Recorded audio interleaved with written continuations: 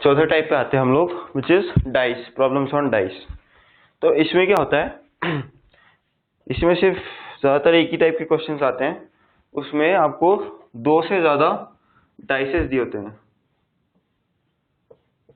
और आपको बताना होता है किसके अपोजिट क्या होगा। तो सबसे पहले तो एक स्टैंडर्ड डाइस की डेफिनेशन क्या होती है, या स्टैंडर्ड डाइस जो हम एक्चुअली में लूडो या जो सांप सीढ़ी खेलते हैं उसमें यूज होता है। तो स्टैंडर्ड डाइस में क्या प्रॉपर्टी होती है, उसमें ऐसे डॉट्स बने होते हैं, है ना। तो उन डॉट्स के करस्पॉन्डिंग मान लो, सपोज ये 1 मान लें इसको, और ये 2 है तो 2, ये 3। तो इन डॉट्स की प्रॉपर्टी होती है कि 1 है तो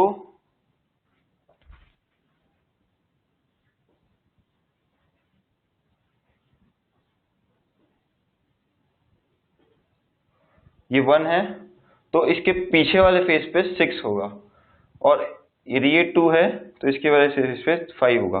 यानी अपोजिट पेयर्स ऑफ फेस क्या होंगे, 1 के करस्पॉन्डिंग 6 होगा, 2 के करस्पॉन्डिंग 5, 3 के करस्पॉन्डिंग 4। 3 और 4 अपोजिट, 2 और 5 अपोजिट, 1 और 6 अपोजिट, सच दैट इनका सम याद रखने का तरीका होता है 7 होता है इनका। जैसे 2 + 5 किया, 1 + 6। तो अपोजिट, ये प्रॉपर्टी है कि अपोजिट जो फेसेस हैं उनका सम 7 होता है। ये स्टैंडर्ड डाइस होता है। तो यदि क्वेश्चन में स्पेसिफिकली दिया हो कि स्टैंडर्ड डाइस है, then you have to assume this simple picture कि 1 के अपोजिट 6, 2 के अपोजिट 5 एंड 3 के अपोजिट 4। बट यदि ऐसा नहीं है, सिर्फ और सिर्फ डाइस दिया हुआ है, स्टैंडर्ड हटा दिया, या फिर एक स्टैंडर्ड पे क्वेश्चन देख लेते हैं कि ये बोल दिया स्टैंडर्ड डाइस है। Now you have to tell कि 1 के अपोजिट क्या होगा। तो सीधे सीधे बोल सकते हैं कि 1 के अपोजिट क्या होगा, 6 होगा, because the dice is standard. ठीक है, अब आते हैं ऑर्डिनरी डाइस पे और उसके प्रॉब्लम्स कैसे होते हैं। तो जैसे सपोज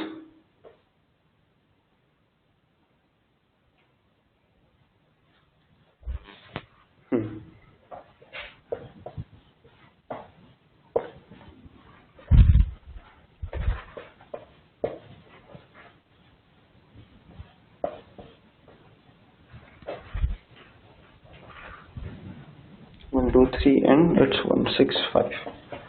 तो ये क्या हुआ कि दो, जैसे हम चांसेस लेते हैं सपोज डाइस थ्रो में, तो एक बार थ्रो किया तो ऐसा फेस दिखा मुझे, और दूसरी बार थ्रो किया तो ऐसा फेस दिखा। तो आपसे पूछ लिया जाएगा कि यदि 4 बॉटम पे है, 4 = बॉटम, तो टॉप पे कौन सा होगा। ठीक है, इस टाइप के क्वेश्चन आएंगे। मतलब ये 2 इंस्टेंसेस ऑफ अ डाइस हैं कि एक चांस पे ये दिखा, दूसरे चांस पे ये दिखा। तो 4 यदि बॉटम पे है, ये दोनों सेम ही डाइस है, ठीक है, तो टॉप पे कौन सा दिखेगा। तो इसको कुछ सॉल्व करने के स्टैंडर्ड तरीके होते हैं। इस क्वेश्चन को भी रखते हैं, क्या तरीके होते हैं। सबसे पहले तो यदि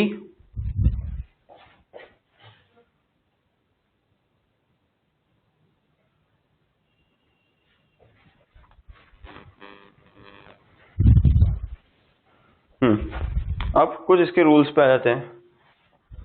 तो यदि ऐसा फिगर है,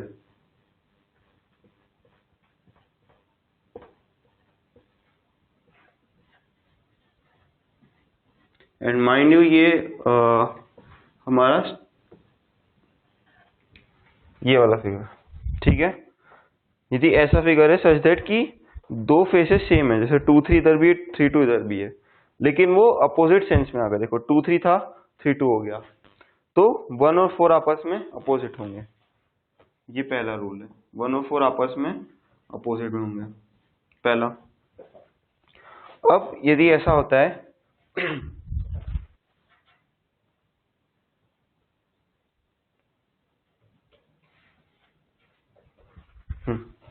अब ये काफी कॉमन चीज है। तो यदि ऐसा हो रहा है तो हम सीधे बोल देंगे कि 1 इज अपोजिट टू 4। अब यदि ऐसा नहीं है, या सपोज ऐसा वाला केस है, तो इस केस में क्या करेंगे तो इस केस में हम एक एल्गोरिथम से जाएंगे। एल्गोरिथम में एक सॉल्व करने का तरीका होता है। तो सबसे पहले यदि ऐसा डाइस रखा हुआ है तो हम क्लॉकवाइज जाएंगे और सारे नंबर्स को नोट कर देंगे। टॉप फेस पे शुरू करेंगे तो 1 2 3, 1 then 2 then 3। कैसे गया, ये ऐसे लिखते जाना है। मतलब ये ऐसे ज़ूम करो ना, ऐसा लिखा हुआ है बस। ये अभी डाइस को नहीं मानती तो ये ऐसा लिखा हुआ है, तो क्लॉकवाइज जाएंगे तो 1 2 and 3 ऐसे लिख सकते हैं। इधर भी सेम प्रोसीजर लगाओ तो 1 5 6 आ जाएगा, है ना। ये 1 2 3 तो 1 5 6, 1 5 6 आ गया। अब ये कब करना है, जब सिर्फ एक कॉमन हो, ठीक है। जब एक वर्टेक्स एक फेस कॉमन होगा तब ये चीज करनी है। जब दोनों फेस कॉमन थे तब तो बस जो नॉन कॉमन एजेस फेसेस थे वो आपस में अपोजिट थे। इस केस में ये और ये अपोजिट होंगे। जैसे 1 और 1 तो अपोजिट हो नहीं सकता, 2 और 5 आपस में अपोजिट होगा, 3 और 6 आपस में अपोजिट होगा। तो ये पेयर बन गया। अब बचा कौन, 1 के साथ 4 ही बचेगा, ठीक है। तो इस तरह से ये आसानी से कर सकते हैं। इसमें एक और तरीका है, जैसे ये 1 2 3 है और ये ऐसे ना होके ऐसे दिया होता सपोज, ठीक है। तब हम क्या करते,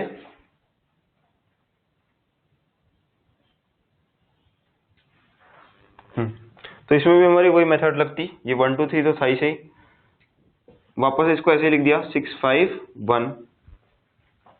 अब देख रहे हो गड़बड़ हो सकती है, तो जो कॉमन है उसको साथ में लाना है। तो या तो आप साइकिल अपनी ऐसे चूज कर लो, 1 6 5 है तो या तो मैं इसको ऐसे साइकिल पढ़ सकता हूँ या फिर ऐसे भी शुरू कर सकता हूँ, ठीक है। तो 1 6 5 को मैं ऐसे ही पढ़ सकता हूँ या फिर इसको स्टार्टिंग में लाऊं, कोई फर्क नहीं पड़ता उससे, ठीक है। तो 2 के अपोजिट 6 और 3 के अपोजिट 5।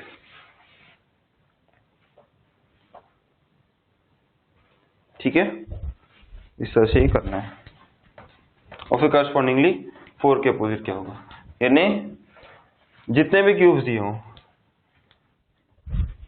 उन सभी में ये साइक्लिक ऑर्डर में एक सीरीज लिख दो और फिर जो कॉमन है उनको अरेंज कर लो एक साथ, और जो अनकॉमन है वो आपस में अपोजिट होंगे। ये रूल है।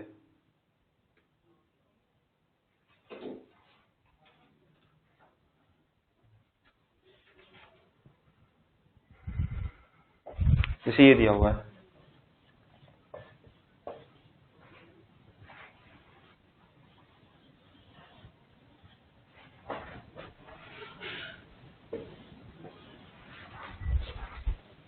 वन टू थ्री 1 3 5, और काफी बार तो गैसिंग से भी हो जाता है। कैसे, find the number opposite to 3, opposite to 3 ये पूछा है। एंड ऑप्शंस भी दिए हुए हैं 1 6 5 4।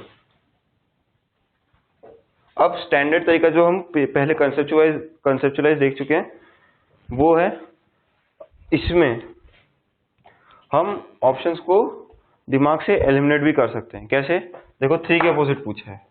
अब पहला वाला डाइस देखो, 3 के एडजेसेंट 2 है और 3 के एडजेसेंट 1 है।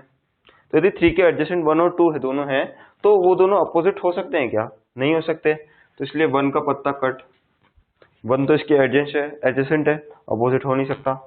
इसी तरह से इधर आ जाओ, 3 और 5 भी इसके एडजेसेंट है, ठीक है। 3 और 5 जो है इसके एडजेसेंट है, तो 5 भी नहीं हो सकता। लास्ट वाला केस देखो, 4 भी इसके एडजेसेंट आ गया, तो 4 भी नहीं हो सकता। तो 4 ऑप्शन में से 3 ऑप्शन खत्म, आंसर इज 6।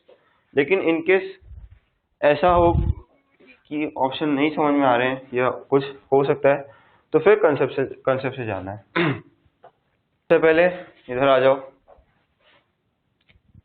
ये देखो 3 और 3 कॉमन है, तो इसमें क्या होगा,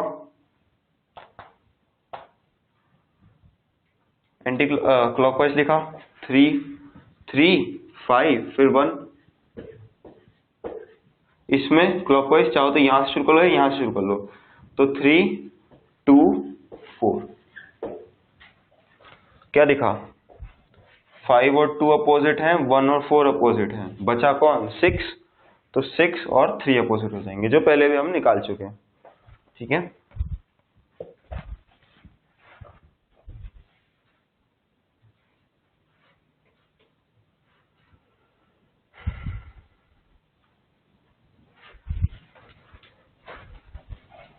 ओके। अब इसमें यदि ऐसा दिया हो, यदि दो ही डाइसेस, दो डाइसेस दिए हैं, सपोज ये 1 2 3 4 5 6। अब हम इसमें कुछ भी नहीं बता सकते, इन दोनों में आपस में कुछ भी कॉमन नहीं है, we can tell anything about it.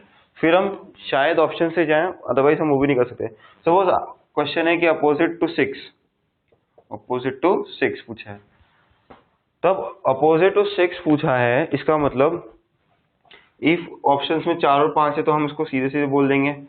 Then एक ऑप्शन यही होगा कि या तो कैन नॉट बी डिटरमाइंड या फिर आइदर 1 2 3, इनमें से कोई भी हो सकता है।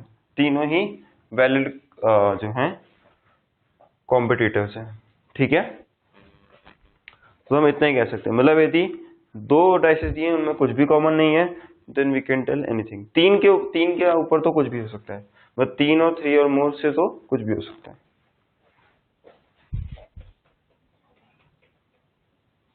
एक और इसमें देख लेते हैं,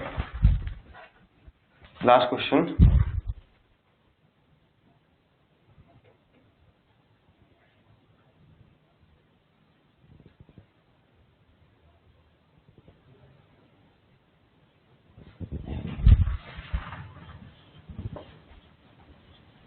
ये है हमारे पिछले वाले जैसा, लेकिन थोड़ा सा नया टाइप लगे, बट कंसेप्चुअली वही है।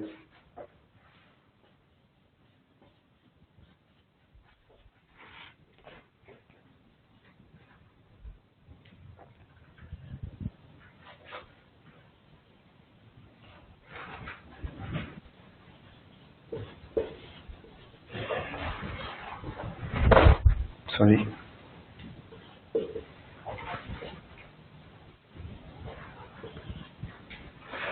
ये तीन दिए हुए हैं and now you are asked कि एरो के अपोजिट कौन सा होगा।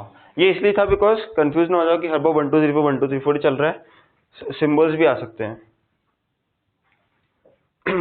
ठीक है, तो ऐसे पूछा गया कि एरो के अपोजिट कौन है, तो एरो के अपोजिट कौन है ये देखने के लिए हम इसको यूज कर सकते हैं, बिकॉज इसमें एक कॉमन है। ये भी अच्छी बात है कि जानना जरूरी है कि कौन से दो लेके हम अभी हमारा काम चला सकते हैं। तो सपोज हमें इसके अपोजिट जानना है, तो हम उसके एडजेसेंट जो कॉमन है वो देख सकते हैं ना, बिकॉज जब वो सीरीज बनेगी तो हम एक बार में देख पाएंगे। कैसे, जैसे अभी इसमें ये और ये कॉमन है, हम ये भी ले सकते थे, मना नहीं कर रहा हूँ, लेकिन ये ले लिया, तो इसमें क्या बनेगी सीरीज, ये मल्टीप्लाई एंड सर्कल। इसके लिए क्या बनेगी, ट्राइंगल मल्टीप्लाई एंड जो डायमंड है। तो बस दिख रहा है, ये और ये कॉमन हो गए, ये और ये ऑपोजिट। तो एरो के अपोजिट होगा ट्राइंगल, सर्कल के अपोजिट होगा कलर्ड डायमंड। ठीक है।